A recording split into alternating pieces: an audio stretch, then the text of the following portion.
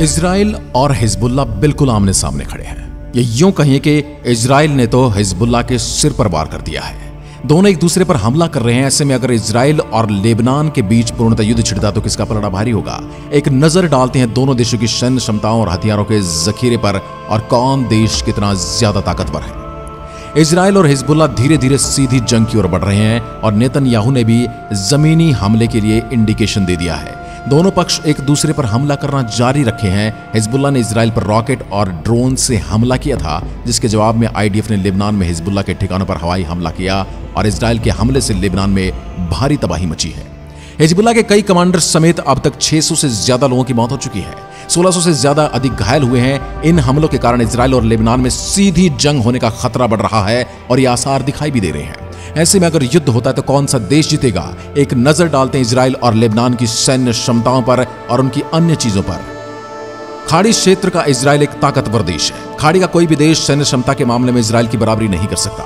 इसके अलावा इजराइल के पास काफी उन्नत टेक्नोलॉजी है। इस मामले में लेबनान इजराइल के सामने कहीं नहीं ठहरता। इजराइल के पास कुल 600 से ज्यादा एयरक्राफ्ट हैं, जबकि लेबनान के पास मात्र 81 एयरक्राफ्ट हैं। इसके अलावा इजराइल के पास 240 से ज्यादा फाइटर एयरक्राफ्ट हैं, वहीं लेबनान के पास एक भी नहीं है। ग्लोबल फायर पावर में शामिल 145 देशों की सूची में इजराइल की रैंकिंग 18, जबकि लेबनान 111वें पायदान पर है।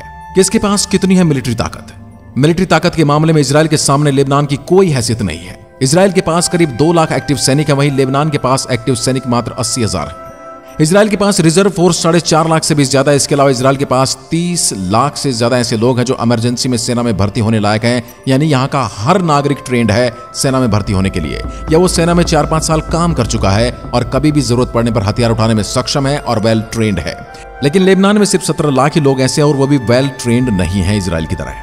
टैंकों को जमीनी युद्ध का सबसे बड़ा धुरंधर माना जाता है। जमीनी लड़ाई में टैंकों की भूमिका सबसे ज्यादा होती है। इजराइल के पास 2200 से ज्यादा टैंक है। उसका मार्क वा टैंक अत्याधुनिक और बेहद मारक क्षमता वाला है। इजराइल इस टैंक को किसी भी देश को बेचता नहीं है, बल्कि वह इसको पूर्ण तरह सुरक्षित रखता है और इसकी फीचर्स के बारे में किसी को नहीं पता।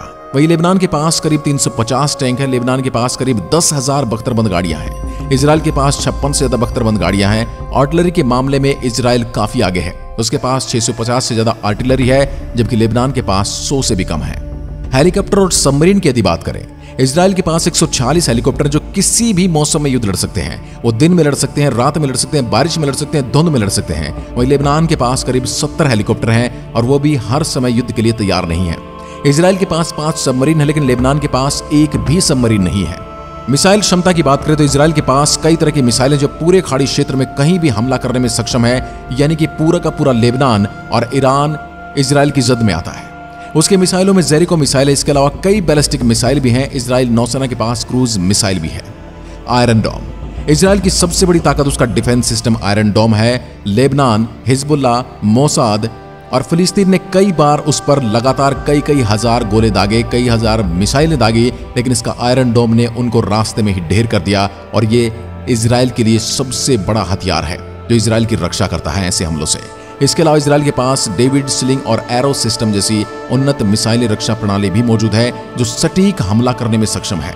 आपने देखा होगा कि किस तरह से हिजबुल्लाह को नेस्तो नाबूद कर दिया इजराइल ने, बिल्कुल सटीक जगह पर निशाना लगाकर, ना थोड़ा सा इधर ना थोड़ा सा उधर, और 100% रिजल्ट के साथ। अब आपको क्या लगता है इन दोनों देशों में यदि युद्ध हुआ तो कितने दिन युद्ध चलेगा? कमेंट में लिखकर जरूर बताइएगा। एक बार फिर मिलते हैं, तब तक के लिए नमस्कार, धन्यवाद।